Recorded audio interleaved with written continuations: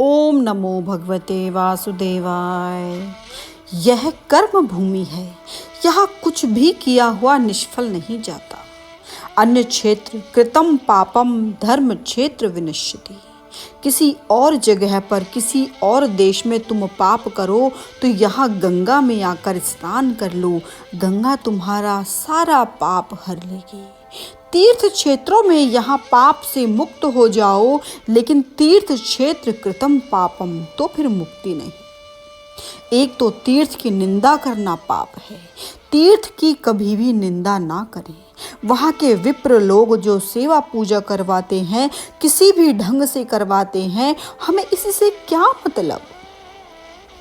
लोग शिकायत करते हैं कि हैरान हो गई, होता है कलयुग का प्रभाव है, तुम बीच में मत आओ, अपना काम करो और निकल जाओ।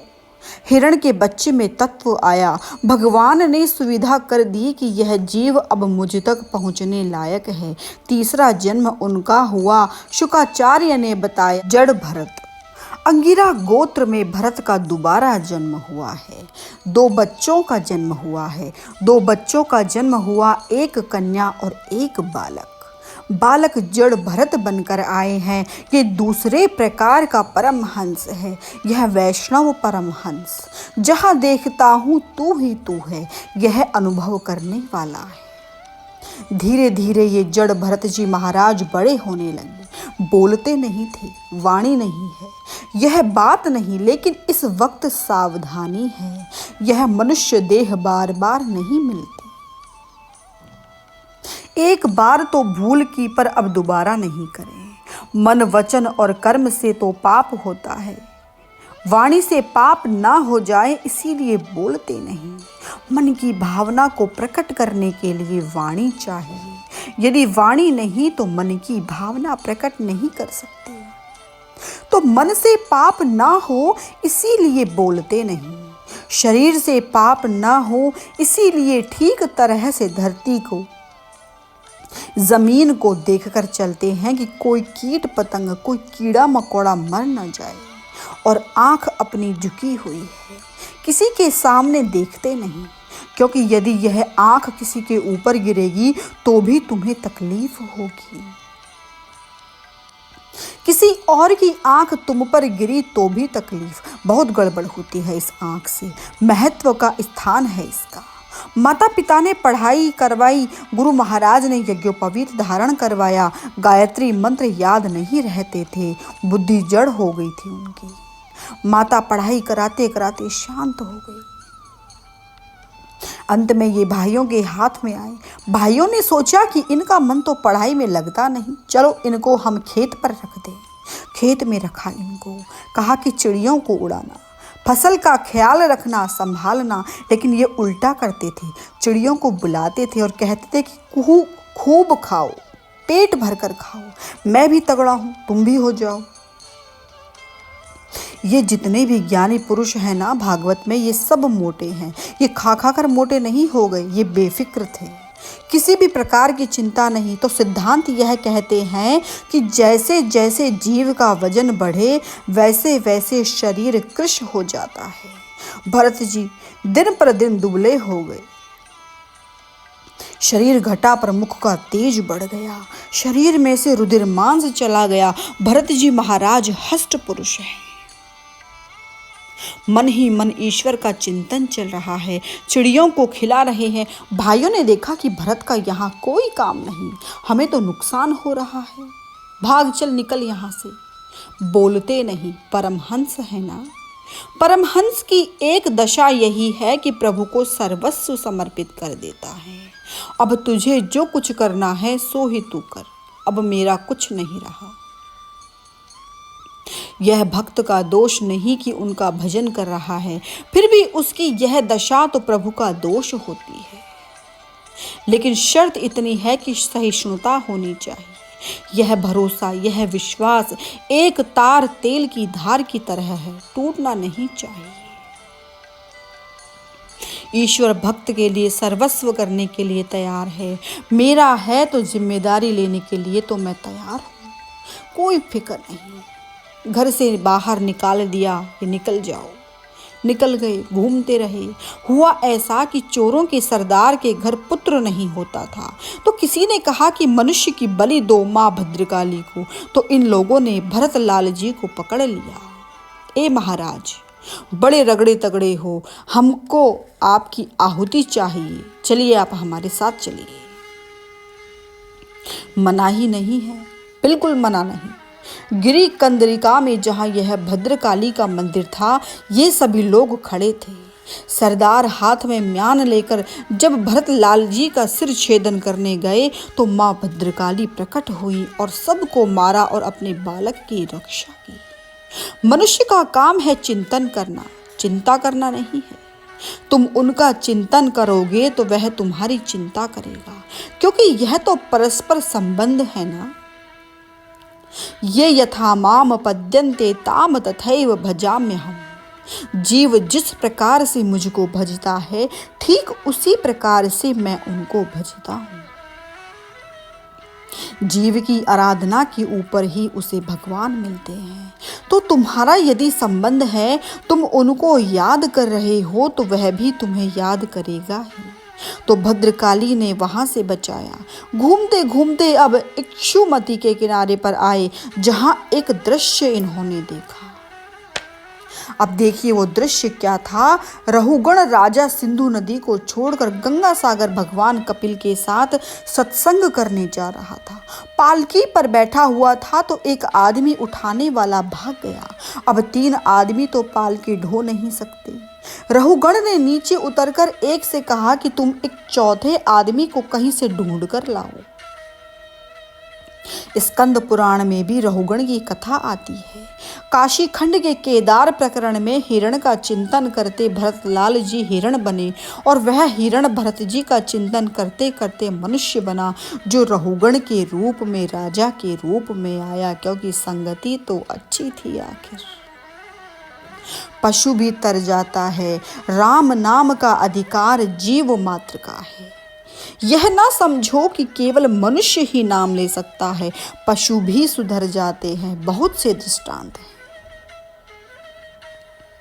दक्षिण भारत के रमण महर्षि बड़े अच्छे महात्मा हो गए और लोग उनको रोजाना मिलते थे, दर्शन करते थे। महात्मा लेटे रहते थे और लोग सत्संग करते। एक बार एक कुत्ता आया, वह रो रहा था, आंख में से आंसू बह रहे थे। महर्षि ने कुत्ते को देखा, कुत्ते ने महर्षि को देखा। 4 आंख जहां मिल गई तो मिनट बाद कुत्ता नाचने लगा, कूदने लगा, भौंकने लगा, आनंदित हो गया। किसी ने पूछा, महाराज यह क्या हो रहा है? यह कुत्ता तो बड़ा दुखी था और आपने देखा तो वह खुश हो गया। बोले, नहीं, कुत्ता एक बात के लिए रो रहा था। आंखों से उसने मुझे कहा कि उसका मालिक उसको छोड़कर 3 दिन से कहीं चला गया है, तो मैंने उसे कह दिया कि कल वह आ रहा है। मैंने आंखों से कह दिया तो वह खुश हो गया। सत्संग का अधिकार जीव मात्र को है। महर्षि तो पशुओं के साथ सत्संग करते हैं। अरे पशु तो कम से कम चेतन है। स्वामी रामतीर्थ तो जड़ पदार्थों के साथ, वृक्षों के साथ सत्संग करते थे। वृक्ष के नीचे सो जाए और सवेरे जब जागे ना तो पेड़ का आलिंगन करके कहें कि अरे भाई, मैं रात्रि को सो गया, तुझे कोई कष्ट तो नहीं हुआ?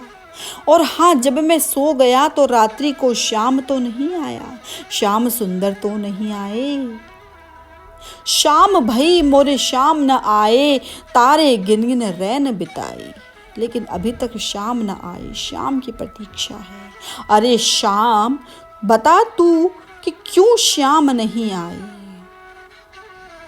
रहुगण ने चौथे आदमी को लाने के लिए कहा। ये तीनों आदमी घूमते घूमते जड़ भरत जी महाराज को पकड़ लाए। उनसे कहा, ए महाराज, बड़े रगड़े तगड़े हो चले, तुम्हारी जरूरत है, पालकी उठाओ। भरत जी ने मना नहीं किया।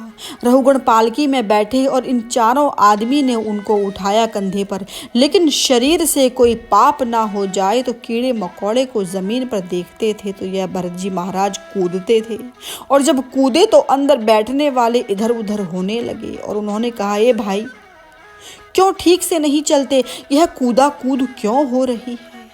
तो 3 ने कहा कि हम तो ठीक चल रहे हैं महाराज, पर यह जो चौथा आया है ना, वह ठीक से नहीं चलता।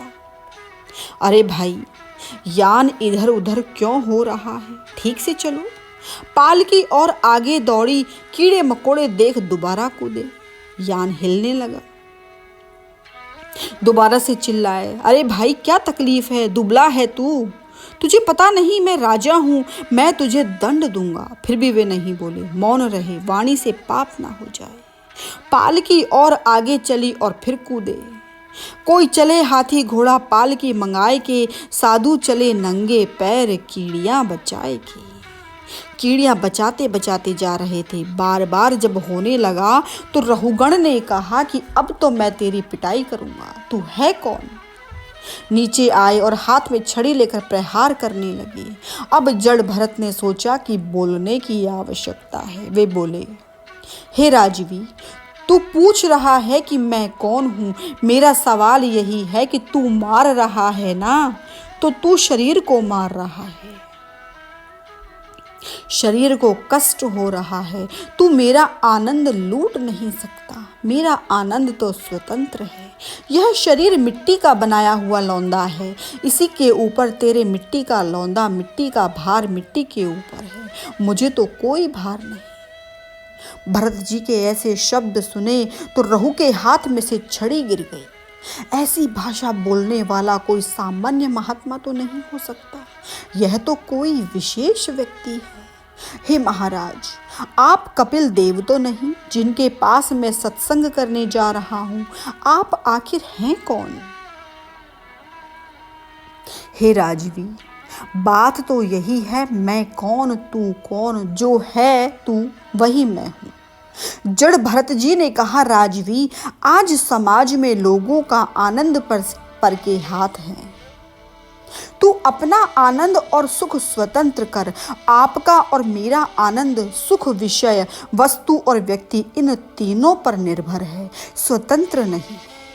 और जब इन्हीं के ऊपर आश्रित है तो विषय, वस्तु और व्यक्ति, इन तीनों में से एक हमारे जीव में से जाएगी तो दुख आएगा।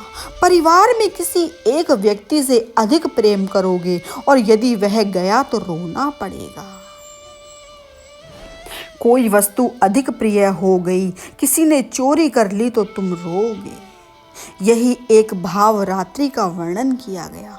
भरत जी ने कहा, राजवी, सब निद्रा में सोए हुए हैं, विविध प्रकार के सपने देख रहे हैं, केवल परमात्मा एक सत्य है, उन्हीं का चिंतन करो, उन्हीं का विचार करो। किसका चिंतन करना और किसका चिंतन नहीं करना, यह हमारे उपनिषद बताते हैं। ऋषि गंगा के किनारे बैठे हैं और सामने अपने शिष्य को सुंदर बात बताते हैं। उत्तमा तत्व चिंतनम मध्यमा शास्त्र चिंतन। उत्तम तत्व चिंतन है, तत्व चिंतन सर्वश्रेष्ठ है, उसका चिंतन करना चाहिए। लेकिन यह तत्व है क्या जिसका चिंतन श्रेष्ठ कहा गया है, यह तत्व है क्या, किसका चिंतन हम करें। हमको तो यह तत्व समझ में नहीं आता। पंचम वेद को देखो, वह क्या कह रहा है। राम वेद के तत्व हैं, वेद के सार, गायत्री के सार, ओमकार का सार, शास्त्रों का सार राम नाम है। भगवान श्री नारायण ने ब्रह्मा जी को जो चतुश्लोकी भागवत बताई और इनमें प्रथम श्लोक में जो अंतिम शब्द है सोस्यम, यानी राम, सोस्मियम, जो बचता है वह मैं हूं, तो शास्त्र का निचोड़ करने के बाद जो तत्व है वह राम है। परमात्मा के किसी भी स्वरूप का चिंतन करना ही है हमारे लिए, संसारियों के लिए। बाकी वेदांत के मीमांसक लोग जो कुछ और बात कहेंगे, यह हमारे लिए सुलभ नहीं है। राम कृष्ण का चिंतन करो, यही उत्तम है। मध्यम शास्त्र चिंतनम, दूसरा सोपान, इससे नीचे जो है वह है शास्त्र का चिंतन। शास्त्र का चिंतन मध्यम इसीलिए कहा गया है कि शास्त्र कभी तुम्हें धोखा नहीं दे सकता, तुम्हारे साथ बेईमानी नहीं करेगा। संसारियों का तो कोई भरोसा नहीं, जब तक स्वार्थ है तब तक वह तुम्हारे साथ, स्वार्थ सिद्ध हो गया तो गए काम से। सुसंगति मिले, यह ईश्वर का फल है। ईश अनुग्रह है, लेकिन दुसंगति से तो कम से कम हम बचें। 4 प्रकार की संगति बताई गई है। उत्तम प्रकार की संगति पूर्ण पुरुषोत्तम भगवान श्री कृष्ण की संगति है। मध्यम प्रकार की संगति बताई गई है जिसमें परमात्मा प्रकट हो गया है। कुछ लोग जो इस धरती पर विचर रहे हैं उनके हृदय में प्रभु प्रकट हो गया है। हमारे सब में प्रभु है, लेकिन प्रकट रूप में नहीं है। हमारी भक्ति सोई हुई है। कुछ महात्मा जागृत अवस्था में हैं। उन्हीं महात्माओं की संगति करना दूसरी प्रकार की संगति है, जिसकी सराहना भक्त नाल में नाभाजी ने यहाँ से शुरू की। भक्ति भगत भगवंत, भक्ति भगवान गुरु, इन सब की भूमिका एक है। जिसके जीवन में परमात्मा प्रकट हुए हैं, जिसके हृदय में इनकी संगति दूसरी प्रकार की है, लेकिन यह तो किसी किसी को ही मिलती है। तीसरी प्रकार की संगति है आचार्यगण की, और चौथी प्रकार की संगति जो यहाँ मध्यम बताई गई है वह है शास्त्र चिंतन। संसार के व्यक्ति का कोई भरोसा नहीं हो सकता।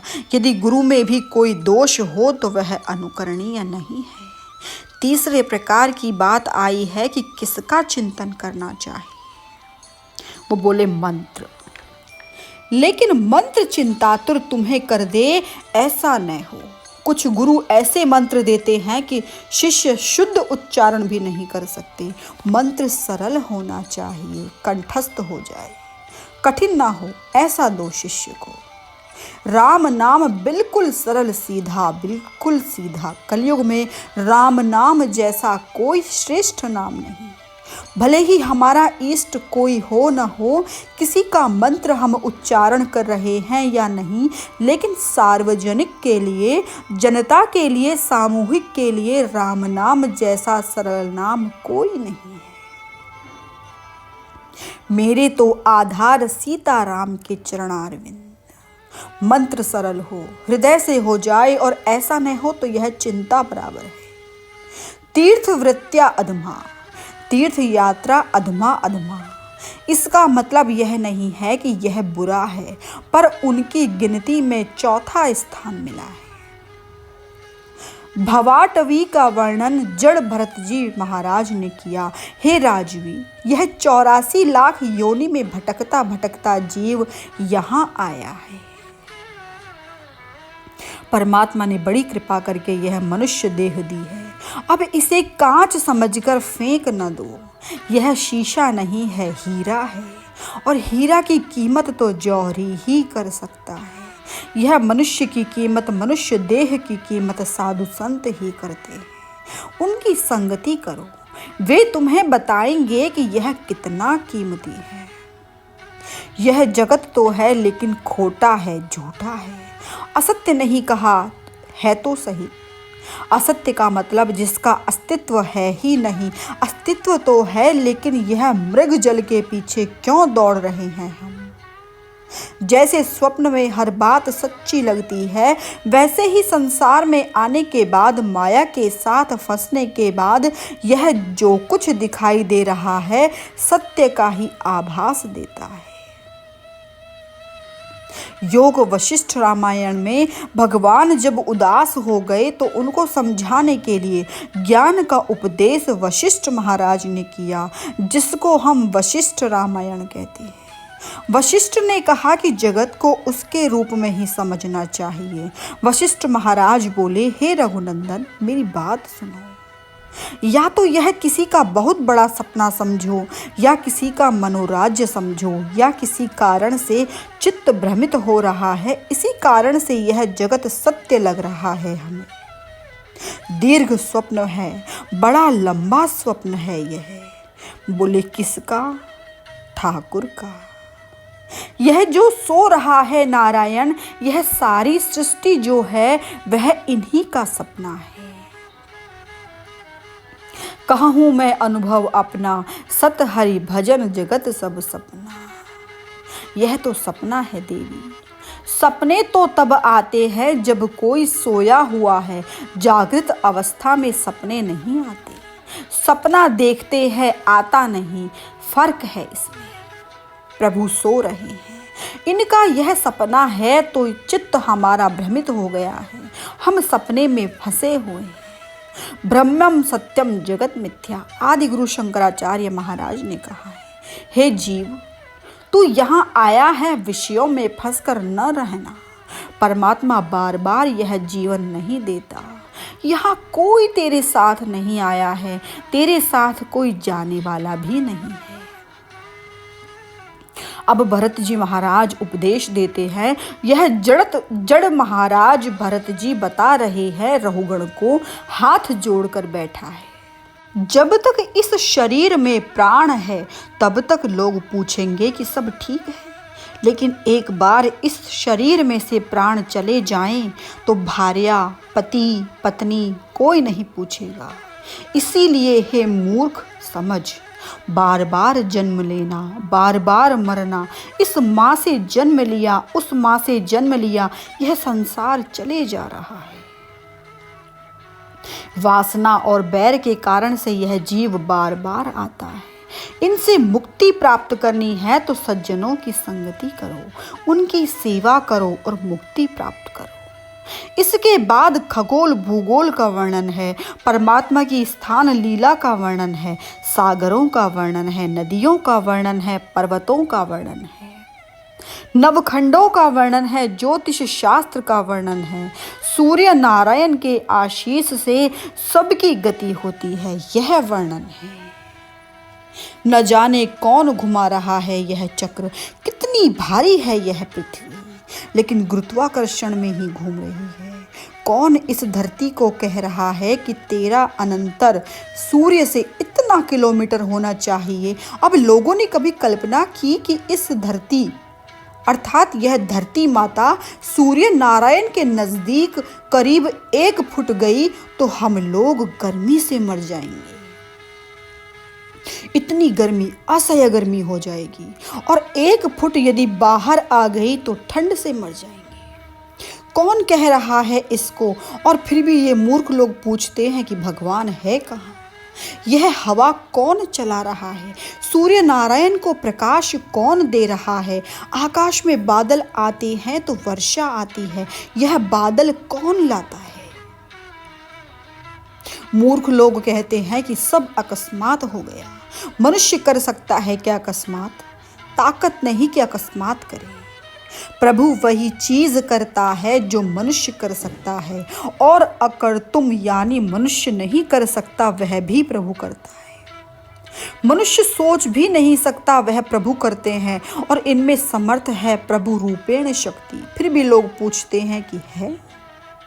ऐसे सवाल पूछने वाले लोग सारी जिंदगी ऐसे सवाल पूछते हैं, लेकिन हॉस्पिटल में जब जाते हैं और डॉक्टर कहता है कि आपके लिए तो अब 20 दिन बाकी रह गए, जाना पड़ेगा, तब अचानक कहाँ से राम राम शब्द आ जाता है। सोच समझकर राम नाम नहीं लिया, अनिवार्य संजोग में जब लेना पड़ा तो प्रेम से ले लो भाई। जो सुख में सुमिरन करे तो दुख काहे को हो। पर समय नहीं है हमारे पास। लोग कहते हैं कि चलो वहाँ सत्संग हो रहा है। नहीं नहीं, समय नहीं है। मैं जाऊंगा तो मेरे व्यापार का क्या होगा, मेरे बिजनेस का क्या होगा? अरे तुम मर जाओगे तो क्या होगा? आपने कभी सोचा भी है? देखो भाई, जब हम नहीं थे तब भी यह दुनिया चल रही थी, हम हैं तो भी दुनिया चल रही है, और जब हम चले जाएंगे तब भी यह दुनिया तो रहेगी ही। तू बीच में आ गया, अरे तूने ही बिगाड़ा। तू नहीं होता तो दुकान और फैक्ट्री अच्छी चलती। फैक्ट्री यानी यह दुनिया। कितना सुंदर परमात्मा का सृजन है, ऐसे तो शायद कभी नहीं होगा। पर एक विचार है, इस धरती पर से तमाम मनुष्य जाति को हटा दो तो क्या होगा इस धरती का? आपने कभी कल्पना की है? 2 चीजें होंगी। एक तो असत्य का नाश हो जाएगा। झूठ असत्य केवल मनुष्य योनि ही होता है। कुत्ता झूठ नहीं बोलता, गधा बेईमानी नहीं करता। दूसरा, इस धरती पर से मनुष्य जाति को हटा दो तो इस धरती पर कोई पाप नहीं रहेगा। पाप केवल मनुष्य करता है। क्योंकि उनको खबर है, पता है, जानता है कि यह पाप है, फिर भी करता है। यह मनुष्य बिगड़ा हुआ है भाई। बाकी तो वही गंगा, वही जमुना, वही हिमालय, वही सूर्य नारायण, वही नक्षत्र, वही धरती। सदियां बीत गईं, युग बीत गए, वैसा ही सबका स्वरूप है। यह मनुष्य बदल गया है। हम अपने आप को सुधार लें तो यह जगत सुधरा हुआ ही है। सवाल स्वयं से शुरू करो और स्वयं से सर्व तक ले जाओ। तो रहु के संशय भाव के लिए भवाटवी का वर्णन किया गया है, नक्षत्र का वर्णन किया, ज्योतिष शास्त्र का वर्णन आया, पाप और पुण्य का वर्णन किया जड़ भरत जी महाराज ने। जड़ भरत ने कहा, हे राजन, यह जीव समूह सुख रूपी धन के लोभ में विदेशों में व्यापार करने वाले उन व्यापारियों के दल के समान है जो माल को बेचने के लिए देशों की यात्रा करते रहते हैं। तो माया ने इस पूरा दुस्तर प्रवृत्ति मार्ग में लगा दिया। इसीलिए इनकी दृष्टि केवल सात्विक राजस भेद से अनेक प्रकार के कर्मों पर ही जाती है। तो कर्मों के इसी माया मोह में भटकता भटकता मनुष्य संसार रूपी जंगल में पहुंच जाता है, लेकिन वहां इसे तनिक भी शांति नहीं मिलती। हे महाराज, इस जंगल में 6 डाकू हैं। इस वणिक समाज का नायक बड़ा ही दुष्ट है। उसके नेतृत्व में जब यह वहां पहुंचता है तब ये लुटेरे जबरन इसका सारा माल मत्ता लूट लेते हैं, और जिस प्रकार भेड़िए भेड़ों के झुंड में घुसकर उन्हें खींच ले जाते हैं, उसी प्रकार इसके साथ रहने वाले गीदड़ ही इसको असावधान देखकर इसके धन को इधर उधर खींचने लगते हैं। इस जंगल के तमाम ढेर सारी लताएं, घास और झाड़ झंखाड़, तेज विषैले कीड़े और मच्छर इसे चैन नहीं लेने देते। वहां इसे कभी तो गंधर्व नगर दिखने लगता है, तो कभी कभी चमचमाता हुआ बगीचा, कभी चंचल अगिया बेताल आंखों के सामने आ जाता है। यह व्यापारी समुदाय इस वन में निवास स्थान, जल और धन आदि में फंसकर इधर उधर भटकता रहता है। कभी बवंडर से उठी हुई धूल के कारण जब चारों ओर धूल भर जाती है तो इसकी आंख भी धूल से भर जाती है, तो इसे दिशाओं का ज्ञान भी नहीं रह जाता। कभी इसे दिखाई न देने वाले झिंगुरों का कर्ण कटु शब्द सुनाई देता है, तो कभी उल्लुओं की बोली से इसका चित्त व्यथित हो जाता है। कभी इसे भूख सताने लगती है तो यह निंदनीय वृक्षों का ही सहारा टटोलने लगता है, और कभी प्यास से व्याकुल होकर मृग तृष्णा की ओर दौड़ पड़ता है, तो कभी जलहीन नदियों की ओर जाता है। कभी अन्न न मिलने पर आपस में एक दूसरे से भोजन प्राप्ति की इच्छा करता है, कभी दानावल में घुस के अग्नि से झुलस जाता है, तो कभी यमलोक इसके प्राण खींचने लगते हैं तो यह खिन्न होने लगता है। कभी अपने से अधिक बलवान लोग इसका धन छीन लेते हैं तो यह दुखी होकर शोक और मोह से अचेत हो जाता है, तो कभी अपने सारे इस लालच को भूलकर गंधर्व नगर में पहुंचकर क्षण भर के लिए खुशी मनाने लगता है। जब वह पर्वतों पर चढ़ना चाहता है तो मार्ग में पड़ने वाले कंकड़ों कीटों द्वारा पैर के छलनी हो जाने से उदास हो जाता है। जब भी उसका परिवार बहुत बढ़ जाता है तो उदर पूर्ति का साधन जब नहीं हो पाता तो वह भूख की ज्वाला से दुखी होकर अपने ही भाई बंधुओं पर खींचने लगता है। कभी अजगर सर्प का ग्रास बनकर वन में फेंके हुए मुर्दे के समान पड़ा रहता है, उस समय इसे कोई सुध बुध नहीं रहती। कभी दूसरे विषैले जंतु इसे काटने लगते हैं तो उनके विष से अंधा होकर किसी अंधेरे कुएं में गिर पड़ता है और उस घोर दुखमय अंधकार में बेहोश होकर पड़ा रहता है। कभी मधु खोजने लगता है तो मक्खियां इसको अपने डंकों से परेशान कर देती हैं, तो इसका सारा अभिमान नष्ट हो जाता है। यदि किसी प्रकार इन कठिनाइयों का सामना करके कुछ मिल भी गया तो दूसरे लोग जबरन उसे खींच लेते हैं, छीन लेते हैं। धन के ये लोभी व्यापारी शीत धूप आंधी और वर्षा से अपनी रक्षा करने में असमर्थ हो जाते हैं। कभी आपस में थोड़ा बहुत व्यापार करता है तो धन के लोभ में पड़कर एक दूसरे को धोखा देकर उनसे वैर मोल ले लेता है। कभी कभी इस संसार में उसका धन नष्ट हो जाता है तो इसके पास सोने के लिए शैया, आसन, रहने के लिए घर और घूमने के लिए सवारी आदि भी नहीं रहती। तब यह दूसरों से याचना करता है, बड़ा तिरस्कार सहना पड़ता है। श्री कृष्णम शरणम मम।